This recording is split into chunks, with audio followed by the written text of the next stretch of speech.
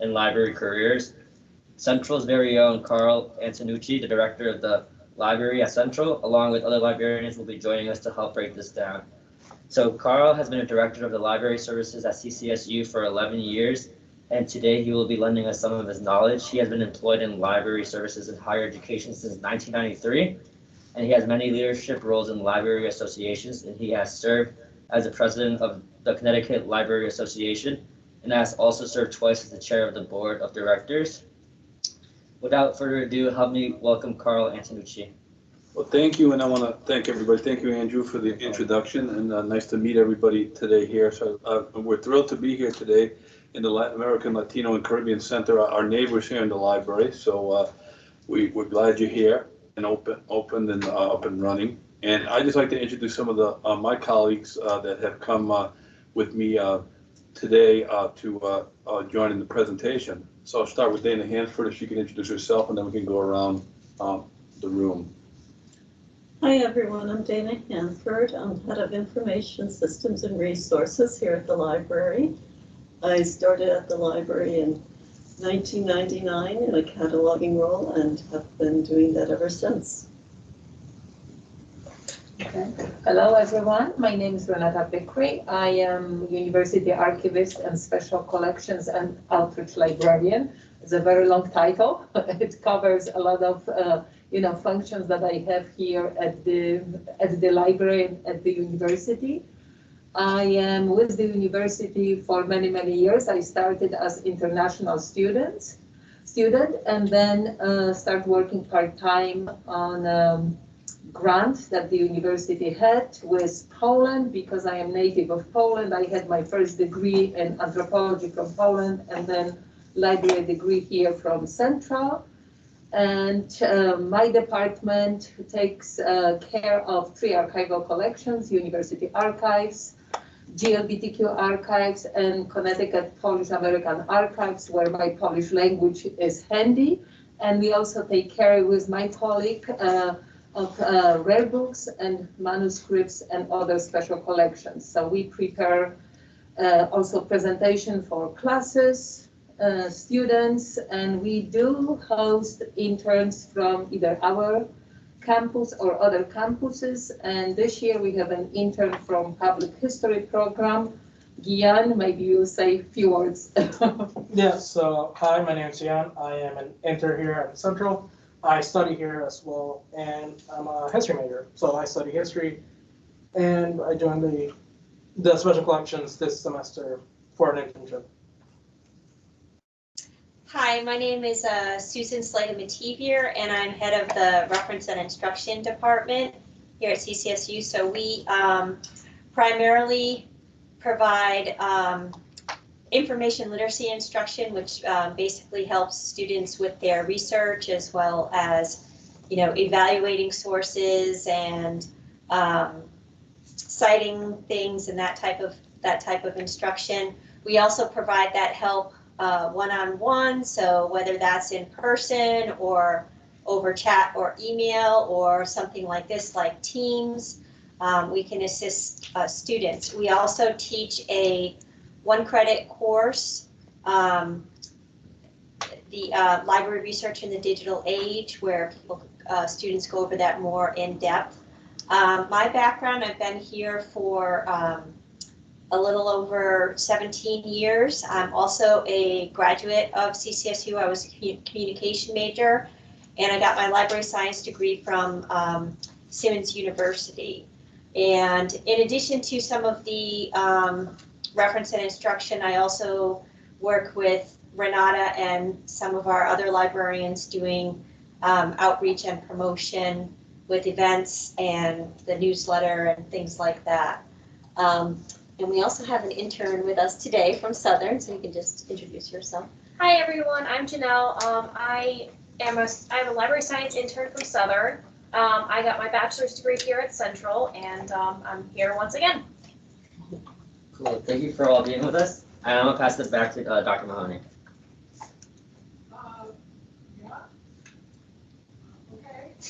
So, oh, thank you, Andrew. How kind. So, what should students know about the best way to navigate the library? So we want to talk about two things today. We thank Dr. Mahoney for inviting us, and we want to talk about first the careers in library science, which you might not know about, and I can tell you my crazy story of how I ended up in a library. And also, we want to talk to you about our library and the resources that are important for everybody to know about. So I wanted to first just give you a quote. One of the students, once the library opened again, she gave a quote. We put it in our newsletter, how important the library really is. And this was a student comment. She says, these are my top 5 takeaways from the class. The first one was realizing what a thorough source of information the library website is for the everyday student. Now, this may seem like a given, but this was the first class where I had to devote time and energy looking up scientific articles and scales. And the database that the school provides has been beyond helpful. Normally, I would just go on Google, but now I know more about what the CCSU library can offer to me. So that's what we want you to get out of it today, that we're kind of more than Google. It's important, Google as well. We all like it, we all search it, but we have a lot of resources as well here in the library, and we'll talk about that. But first, I just want to talk a little bit about library careers. And you see we have 2 interns today that we were happy enough to have this semester that we brought, and there are great careers in libraries. Janelle's in library school at Southern Connecticut State University. That's a graduate program of library and information science. She graduated here. I think she was an English major, I remember. Janelle was in one of my classes. I teach part-time at the library school at Southern, Leadership and Advocacy and Libraries course every fall semester. And Janelle is, working really well now. She's going to graduate. I can't believe it's already, she was here when we all left campus on that day, March 2020, when we all left, and now she's already, now it's gone by so fast, she's going to be graduating in May, right? Yeah. And we also have one of our interns in the public history program that's working with Renata. And history is another great major to work with and go into librarianship as well. I was a history major, and I was supposed to become I was certified to teach high school history. So I actually started doing my substitute teaching because there weren't any jobs available, so they made me go substitute every day. But that got kind of rough after a while. And after one day I went, and students told me, to keep them quiet. They kind of tricked me banging a coffee can. So I banged the coffee can in class to keep them quiet. I got in trouble with the administrator, and they broke all the pencils. I was thinking of something else to do, so I went to one of the administrators in the Providence, Rhode Island Public Schools where I came from. He said, why don't you use your history background and your archive? I used to work in archives as well, to go to get a master's in library science. I had never heard of it. Ended up taking a bus commuting. I was a first-generation student to Simmons College back then, now Simmons University in Boston. And the rest was history. I've been working in libraries for over 25 years in different capacities. So there are careers out there in library science, and we just want people to know that, and there's 2 programs right here in the state, one at Southern Connecticut State University. Anybody ever wants information about that, please let all of us. Would be happy to talk to any library staff member. We'll be happy to talk to you. And also there's a certificate program to work in some different aspects of the library at 3 Rivers Community College. So we just wanted to let you know about that there are careers, and not only in the academic library, which I could talk about all day, which I won't, but you can work at a public library, archives and museums, as well as a high school librarianship.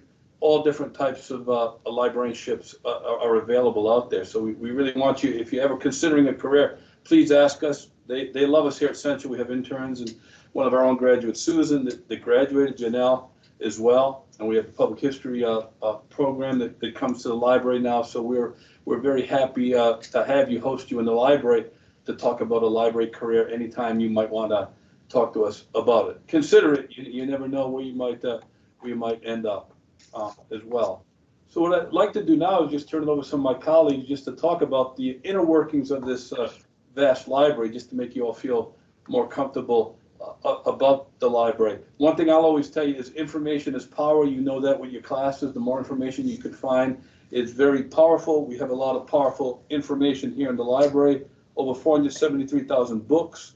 We have ebooks as well. Over 213,000 electronic books. Over 100 academic e-journals and magazines. So there's a lot of information, and the staff here can help you to to navigate that. And we're very happy to talk about that. Over the pandemic, we were working hard as well, and we acquired a diversity, equity, and inclusion ebook collections. And that's full text, and you can use it anywhere, home, here at the library, and anywhere on campus.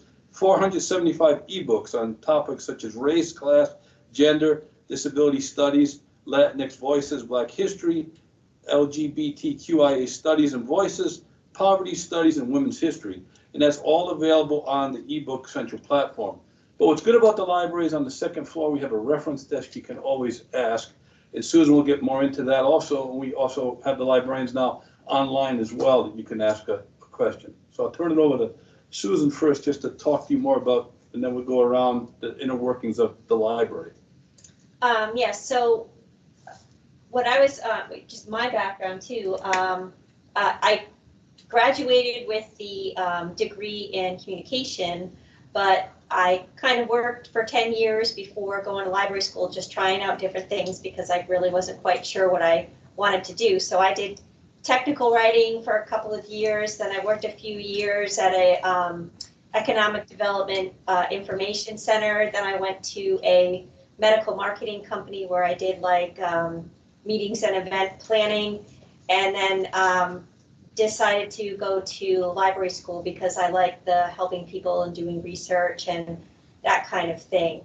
So as I have worked in public libraries a little bit as well, but obviously most of my career has been here at CCSU doing the academic library. So a lot of people just assume that we, only do things with books, our print books, our ebooks, and that's it. So as we mentioned earlier, we teach a credit course here. We teach a lot of workshops. We are considered faculty at the Connecticut State University, so we have to do the whole promotion and tenure. So we have to do committee work and presentations and our own research. So sometimes we'll write articles for just our newsletter, but then some people have also written books and scholarly journal articles and that type of thing. And we do like I mentioned, the whole promotion thing. So we've had events like the Human Library. We've had the Trick or Treat where we introduce our databases and have like live demonstrations and cute fun things like the therapy dogs. And so I've used a lot of my communication degree with the public speaking and, the writing and research and that type of thing. So you never know like how it's going to turn out for you.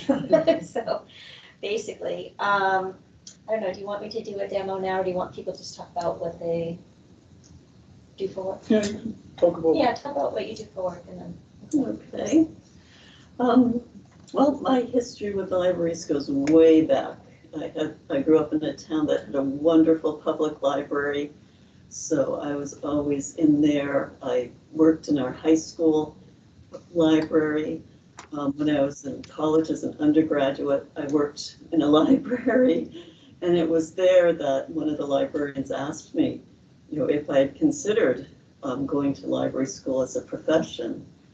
And it never occurred to me that was even a possible professional route. So once I graduated, I did various jobs, but I always had in the back of my mind that I really would like to get into libraries. So I eventually went to library school. I went to the University of Rhode Island. They have a master's program there.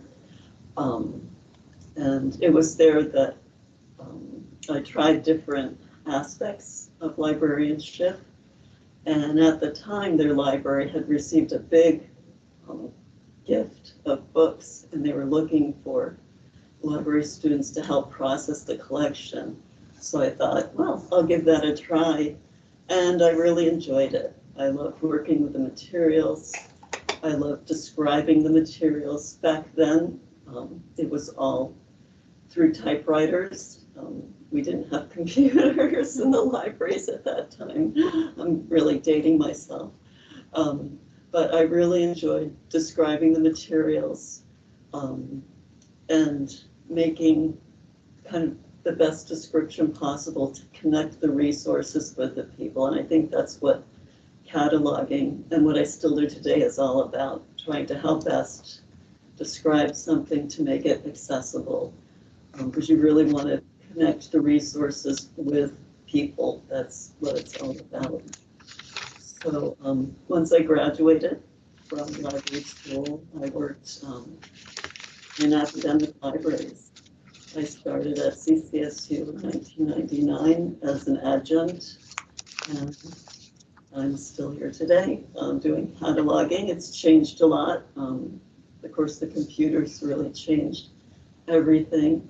But the basic nature of what I do hasn't changed, and that's how best to describe resources and how best to get them on the computer and get the records out there so that the people that need that information can locate it and get to it. So I guess now it's my turn. I have a very long story because I think I'm here the longest, but I'm gonna compound.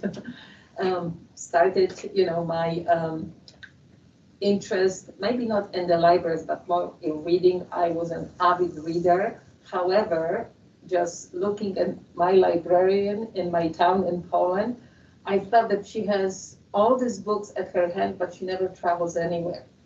So I knew that I'm going to read and I'm going to travel in my head, but I don't want to work in the library. So, and that was so interesting and funny when I came to the United States and I ended up in the library. Before that, I studied anthropology, but back then Poland was a communist country. I couldn't really travel a lot, just to the Eastern European countries, which was also interesting. And when I came here, I was an international student. And of course, being Polish, suddenly my ethnicity became very important to me. Even so, I escaped through the Atlantic not to live in Poland. And that was an irony just to be here. And I discovered that CCSU had a great Polish studies program and excellent resources here in the library, the archives, but also circulating books and knowing the language. I did use the collection, and then I was hired by an international development office to be a translator for an international grant, which was a wonderful job. And grant ended, money ended, and my position ended. And I ended up in the library because somebody else was retiring, and first I was a support staff, but the job itself was so interesting. It was a transformation from a card catalog to computers, and suddenly, you were not just cataloging books or looking through the material, but you really had to know the history. When you receive a donation of material to the archives, you cannot just put that into the folder and describe this is such and such collection and here is the material. You really have to know what's in it and how to present, almost like cataloger, like Dana, to describe the collection so the end user, like students who are going to look for material, let's say, on the history of this university, history of the Polish population in Connecticut, or Italian, or any other ethnic group, they will know how to find the information. And then you just learn so much more about everything. And meeting people who are donating the material, either individuals or people from organizations, that was another aspect of the job. So you were not just sitting in the library, but reaching out to others. And also working with students when we have the presentation to history class, to art class, to geography, to the Polish history. You have to think about it, how students can use the material from the library, because archives are wonderful, but you really want to make the material available and accessible. And since the beginning of my work in the library and in the archives, especially the archival aspect and making the resources available changed because of the technology. So digitization is very, very important. And I'm sure students prefer even to sit in front of the computer and look through the scanned documents instead of coming to the library, getting a box of material and just searching through. Which is, you know, a very interesting experience, but you are a younger generation, so you like to use your technology. So now a lot of scanning, but again, you scan the document and you cannot just put it on the website. You have to really give a bibliographic record and describe and make it accessible for students. So we work with Dana and her department. We work also with the reference department. So when they talk about resources in the library, you know, we can include also archival collections. And, you know, Gian knows that this is not just wonderful and, you know, exciting position, because to prepare something for digitization, it takes a lot of very tedious work. So if you want to talk a little bit what we made you do so far, So, so. So far, we've taken a few documents, scanned them through a scanner. After scanning hundreds of documents, we take a USB stick, stick into a computer, and go through and see if they're in the right order. Are they corrupted? Are they come out right? Are they wrong? And then go back, rescan them if they're wrong, reorder them if they're out of order, and make sure everything's correct. And then the process continues to be added to the digital records and archives of the university. And today you started a new project, and I think that will be very interesting, because not only it's connected to history of the university, and the travel abroad, right? Yeah, so today I started on a new project. It's kind of a precursor to a different project, but to get the experience needed for that one. But in this, it's Scrapbook. Yeah, scrapbook of an old vacation teacher site from his university in the British possessions in the Caribbean. So they went through and had their little vacation over there. And today I just went through, fixed whatever images had fallen off or whatever, numbered the pages so I can get to scan them. Yeah, I just want to add that this is like a scrapbook, and after it's scanned, maybe Marianne, I will share that with you, because that was a group of students that was back in 1938. That was the Teachers College of Connecticut, and they took a trip to the Caribbean. And so they documented the trip by, you know, including photographs, tickets to different museums, beautiful postcards, menus from the, you know, different places that they were staying. And there are also articles and personal, notes how the trip really helped the teacher, you know, learn different geography, geology, and how it helped with their studies. So I think that was like a predecessor of today's Central for International Education. That sounds great. That sounds great. How have you found, some of you already answered this a little bit, but how have you found libraries change over the last 10 years or even since the pandemic? Have you seen a lot of changes? Yeah, it's more and more people depending on objects that are digitized.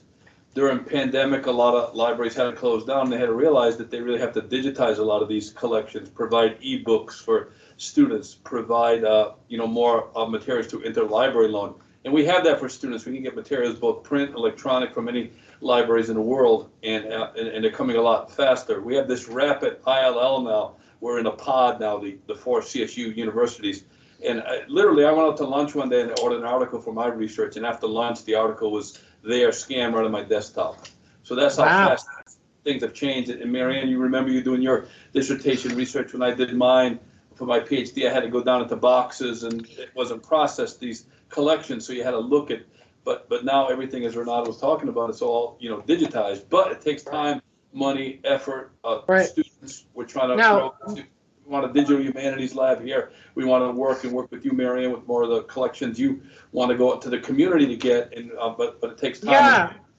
But we hope to do that, and that's one of the biggest changes that we've that I've seen is just everything now is, and people expect that, and if it's not that way, people do a lot of digitization on demand as well now. You can call in archives and they'll digitize, you know, newspapers for you that they probably didn't have to use before, but they know you want it, they'll do it that way. But that's a big change, and just the expense of running the libraries are just a pandemic. They kind of held the prices, but these databases go up 5 to 7% every year, and it's just really hard to keep up, especially with our budget here. It's been a battle with the budget. Yeah.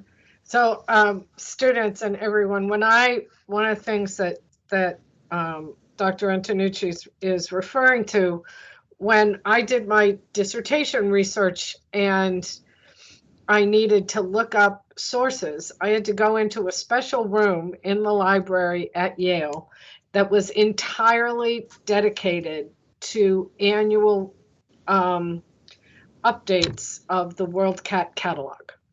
Now you just go online and, you know, pull up a search page and bam. But you had to, and there was no place to sit.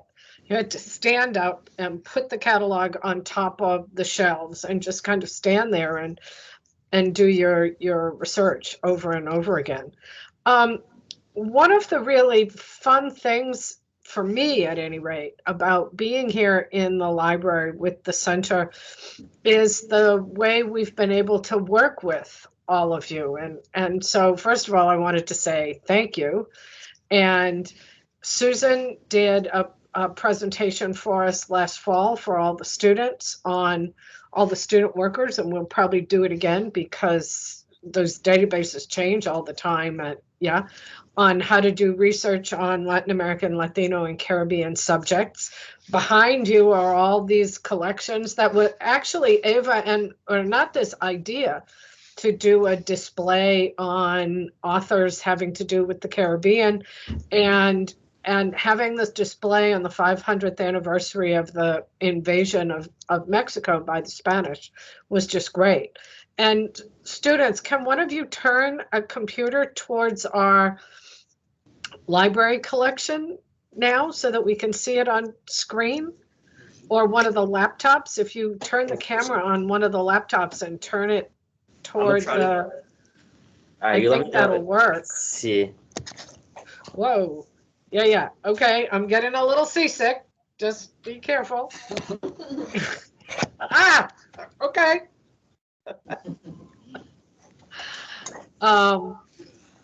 Maybe just taking the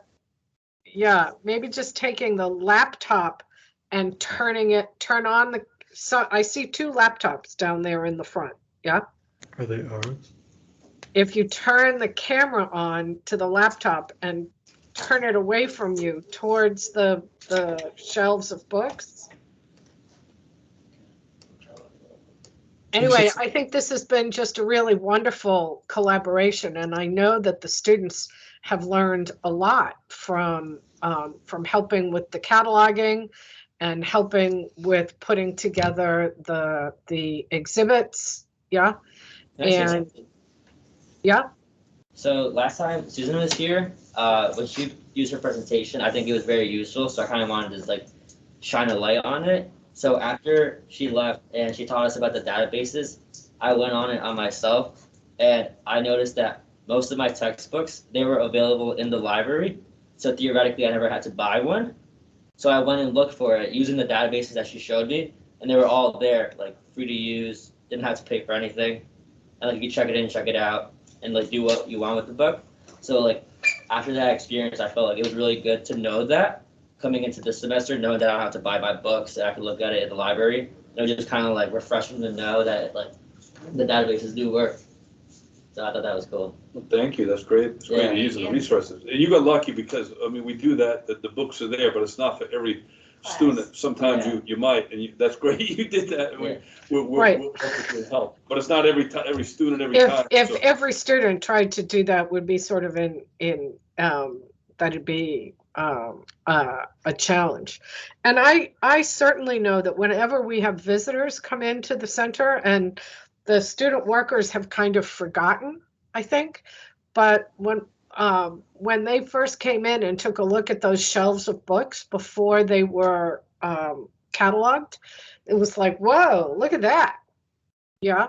And we've had students comment that they had no idea that anyone did research on those kinds of things, or that that kind of material was available. And so, you know, we've been,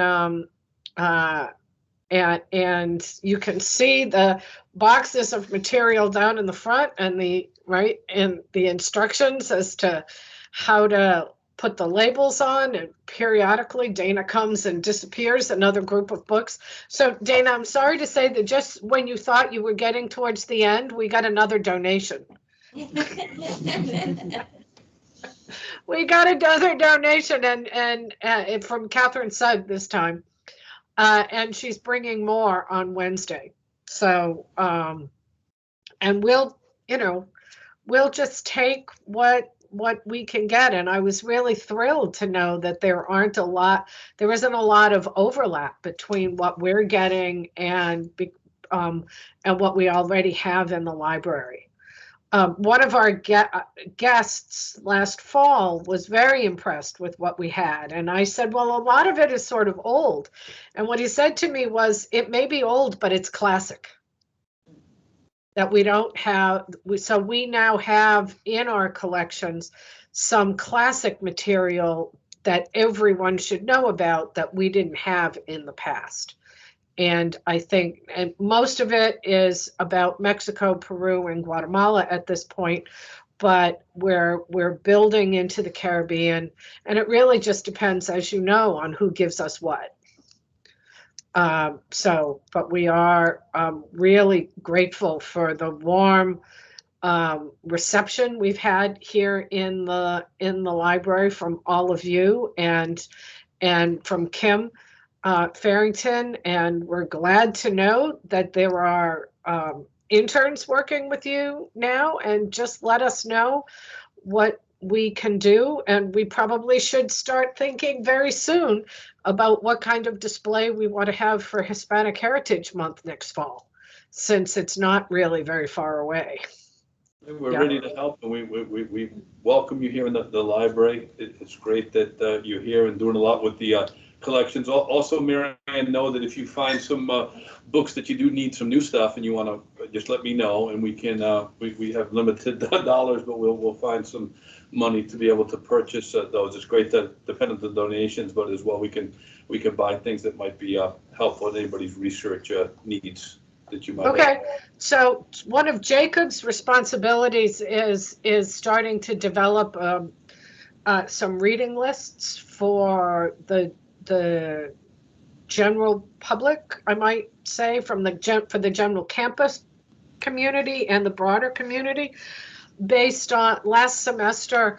Two students, one of whom was Jacob, and another student asked me for material that their parents might be able to be interested in reading, right? And so one of the things that he's responsible for this semester, on top of all the immediate day-to-day stuff that happens, is starting to build some lists. And obviously that would mean making sure we have reading material in the library that students, parents, and the general public can read, having to do with Latin American, Latino, Caribbean history, and just studies and literature in general. So we'll let you know. Have Jacob come to see me anytime. We can talk about the lists and see what we might be able to get. Yeah. So we are, so students, anybody with a question? Anybody want to? Yeah, we don't make too much noise yet, do we? I have a question. No, that's a Yeah, go ahead. So do you think with like the recent, I don't know if it's so recent, but like with the implementation, a high emphasis on like technology, like being implemented in library services, do you think that opens the door to other majors or other undergrads to come into the doors for that? Well, definitely. They have, and maybe Janelle, since you're at the school now, you could talk about some of the technology that she's taken now. There's an undergraduate degree at Central as well, but you might want to talk about some of the technology stuff that you're taking. I definitely took, for technology, we did with cataloging, we did Mark, we did just like general, just cataloging and stuff like that. But I think there's an emphasis on computer usage in the library, definitely, and the usage of like free Wi-Fi systems. And it's mainly like for advocacy for the library, but it's also for just patron usage, and it's definitely been an emphasis in my program. It's definitely been just technology is just forefront of libraries right now. And we need programmers too, like if you go with Drupal and stuff like that, you know, we need you in libraries because we can create a lot of our own databases. Some of the larger institutions, even some of the smaller ones, you could do a lot more. So the computer emphasis is very, very high. And if you can do computer programming, it's just great to help us in the library. We have also courses that one of our librarians, Dr. Brian Maskey, teaches on digital humanities. I actually took that class. You took that class? Yeah, with him. So Brian, so you could talk, Yeah. so that class is another, part of what libraries are trying to do. Now, what was your project in that class? We actually had to make a website. We were working with WordPress, and then on our website, we had to choose a topic, and we had to use the database to get information from the topic. And he told us to be creative with it, so he was like, make it look nice, make sure you embed videos in it, and he taught us how to do all of that. So kind of like sent me, I wasn't a computer science major at the time when I took the class, but it definitely caught my interest, and it showed me that there's more to like things like library that I could use technology with. Well, definitely, Yes. you could work into that, and that's what we want to try to make a whole digital humanities lab, where we could have students doing that, putting up digital displays and making, so there's so much of a need for that. You're on the right track. I'm glad it piqued your interest, because Yeah. that's what we're trying to Yeah. do with students. Or the other thing is, frankly, share and clap. Yes. We have a digital resources librarian, and like scary sometimes talking to her how much, like how far into the like background working of the software she is able to get. And Yes. that not helps us. that part is scary, but it used to be that everything in a library was on paper, right? But now running the website, making sure that the public can get access, especially for a public university like is a really big deal. You just froze. As some of us remember when we went and had a talk in Hartford about this and got, uh-oh. It's technology. Technology's working. He gets me on. It just, Every day now. Jesus.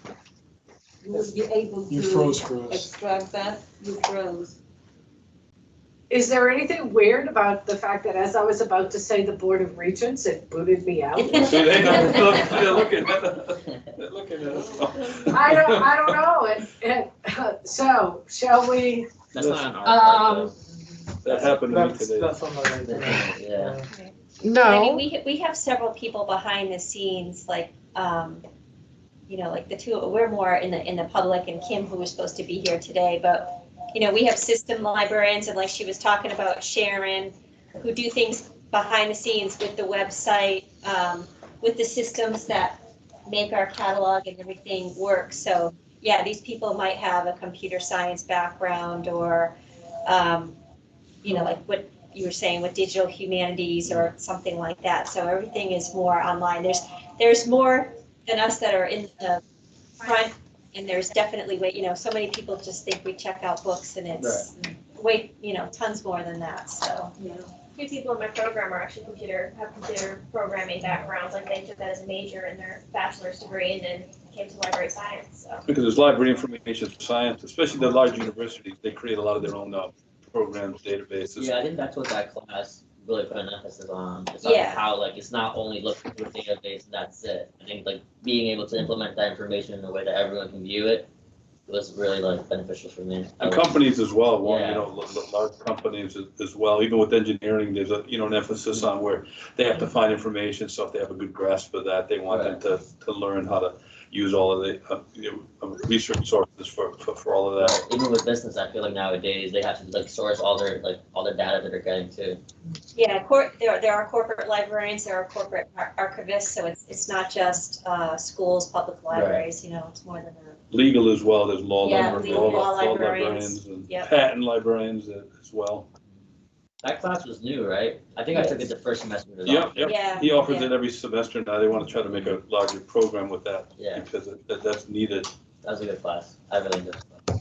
And you know, when the role of the library definitely changed in the last 20 years, you know, and so every year we are trying to really get out on the campus, especially to incoming freshmen, and really tell them what the library has to offer, because it used to, everyone knew that library is there, we can go get books, maybe databases, check it out, things, but we try to do so much more, and especially with using the databases, how to research, how to really, you know, get to the resources that you need to teach you something new. So with the marketing and the outreach of the library, actually all of us contribute to either to trifolds. I don't know if some of you saw it, but we try to give it to incoming students, and when you have presentations. And we have online guides. Yeah, and we don't want you to forget about the library, so we are there with the pencil and the pad, you can take notes.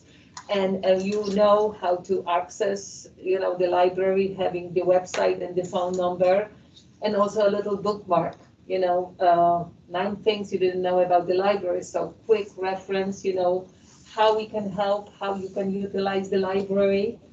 And library also try to offer a little bit more in collaboration, let's say, with you guys, with the Caribbean Center, with the Italian Resource Center, and also with the media space that we have on the 2nd floor. So we try to really collaborate and just hear what student needs, how they learn.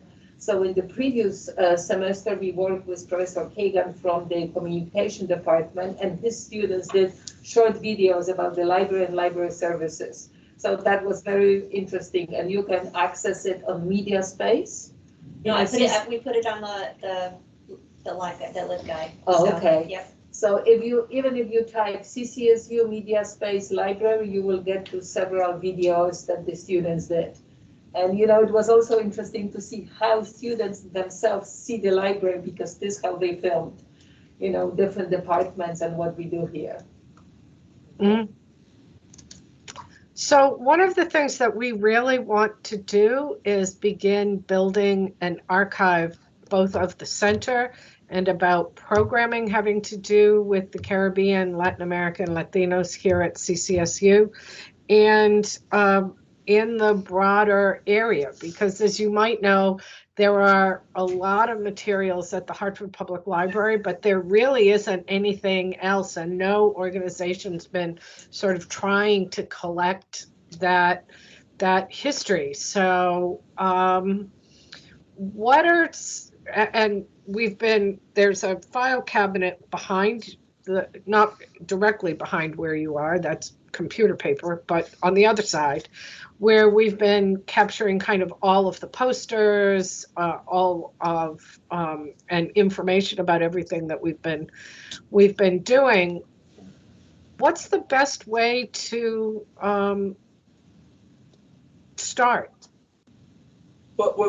Marianne, we took your ideas and we've been kind of working with some ideas, and what we're going to be doing is National Library Week is coming up, and Advancement Office Renata and I have been working with Lisa Bigelow, and they're going to be sending out, one of our asks is for our donors, and we have a very active Friends of the Library.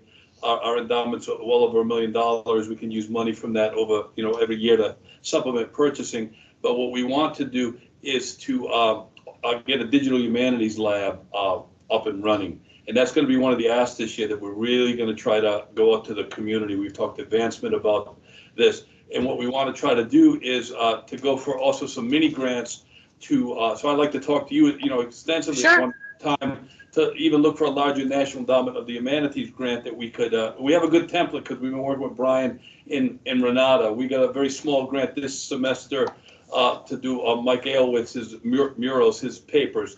And we have the template, how we're gonna digitize this stuff and how you know, the students and staff that will need to do it. And we wanna just expand that. So we'd like to pilot with you something that we can start.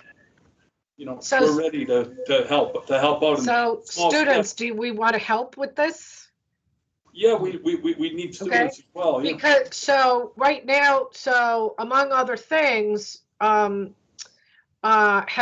Reyes from, he's a state rep from Waterbury, and he is the